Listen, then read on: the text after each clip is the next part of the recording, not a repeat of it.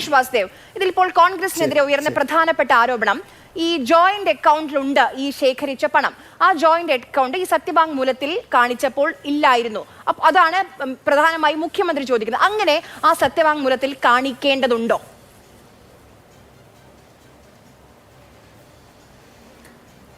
തെരഞ്ഞെടുപ്പിന് നിൽക്കുന്ന ജനപ്രതിനിധികളായി നിൽക്കുന്ന സ്ഥാനാർത്ഥികൾ അവരുടെ സ്വത്ത് വിവരം വെളിപ്പെടുത്തുന്നതോടൊപ്പം അവരുടെ വ്യക്തിഗതമായിട്ടുള്ള ബാധ്യതകളും വെളിപ്പെടുത്തണം എന്നാണ് നിയമം. അത് സുപ്രീം കോടതി വിധിക്ക് ശേഷം പീപ്പിൾസ് റെപ്രസെൻറ്റേറ്റീവ് ഓഫ് പീപ്പിൾസ് ആക്ടിൻ്റെ ഭേദഗതിക്ക് ചട്ടഭേദഗതി വന്നതിന് ശേഷം കൊണ്ടുവന്ന നിയമമാണ്.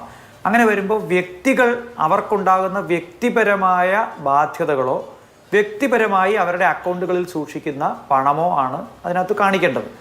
അപ്പം ഞാൻ ഒരു വ്യക്തി എന്നുള്ള നിലയ്ക്ക് എനിക്ക് എൻ്റെ അക്കൗണ്ടിൽ വരുന്ന എല്ലാ പൈസയും കാണിക്കണം. ഏത് അക്കൗണ്ടിൽ ഏത് ബാങ്കിൽ കിടന്നാലും അത് കാണിക്കണം. പക്ഷേ ഞാൻ ഏതെങ്കിലും പാർട്ടിയുടെ സെക്രട്ടറി എന്ന നിലയ്ക്കോ, ഞാൻ നാട്ടിലെ ഏതെങ്കിലും ഒരു ക്ലബിൻ്റെ സെക്രട്ടറി എന്ന നിലയ്ക്കോ, ഞാനിവിടെ അഭിഭാഷക അസോസിയേഷൻ്റെ ഏതെങ്കിലും സംഘടനയുടെ പ്രതിനിധി എന്നുള്ള നിലയ്ക്ക് ആ സംഘടനയുടെ സെക്രട്ടറിയോ പ്രസിഡന്റോ എന്ന നിലയ്ക്ക് ഞാനൊരു അക്കൗണ്ട് ഹോൾഡ് ചെയ്യുകയോ ചെയ്യുകയാണെങ്കിൽ അത്തരം സംഗതികളൊന്നും എൻ്റെ വ്യക്തിപരമായ പണമായിട്ടോ ബാധ്യതയായിട്ടോ വരുന്ന കാര്യങ്ങളല്ല.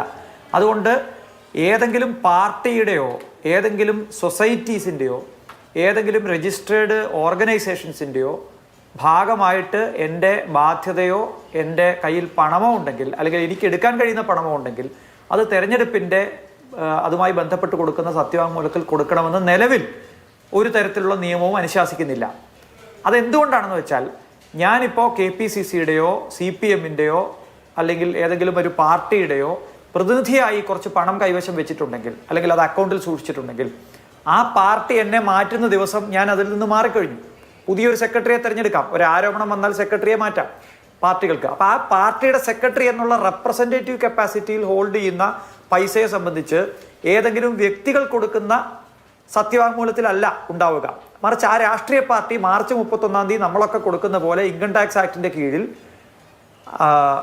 ഇൻകം ടാക്സ് റിട്ടേൺ ഫയൽ ചെയ്യുമ്പോൾ ഇൻകം ടാക്സ് റിട്ടേൺ അകത്ത് അവർക്കൊരു എക്സംഷൻ ഉണ്ട്. അവരെ ഇൻകത്തിൻ്റെ പരിധിയിലല്ല പെടുത്തുക. ഇത്തരം ആളുകളിൽ നിന്ന് കളക്ട് ചെയ്യുന്ന പണത്തിന് അവർക്ക് ഇൻകം ടാക്സിൽ നിന്ന് ഒരു എക്സംഷൻ ഉണ്ട്.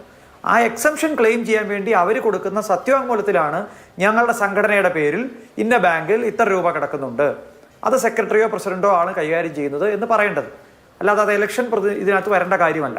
അത് ട്രാൻസ്പാരൻസിയുടെ പ്രശ്നമാണ്. ഓരോ രാഷ്ട്രീയ പാർട്ടിയുടെയും ഇൻകം ടാക്സ് റിട്ടേൺ പരിശോധിച്ചാൽ അവരുടെ ഏതൊക്കെ അക്കൗണ്ടുകളിൽ എത്ര പണമുണ്ട് എന്ന് കാണാൻ കഴിയും. എന്നാൽ സെക്രട്ടറി എന്നുള്ള നിലയ്ക്ക് അല്ലാതെ വ്യക്തിഗതമായി ആ സെക്രട്ടറി പോയി, ഇപ്പോൾ ശ്രീ VD സതീശനോ അല്ലെങ്കിൽ ഇപ്പോഴത്തെ KPCCയുടെ പ്രസിഡന്റോ വ്യക്തി എന്ന പേരിൽ അദ്ദേഹത്തിൻ്റെ വ്യക്തിപരമായ പേരിൽ പോയി ഒരു അക്കൗണ്ട് തുടങ്ങിയാൽ തീർച്ചയായിട്ടും അതിൻ്റെ വിവരങ്ങൾ ഇതിനകത്ത് കൊണ്ടുവരേണ്ടതുണ്ട്. ഇതാണ് നിയമം.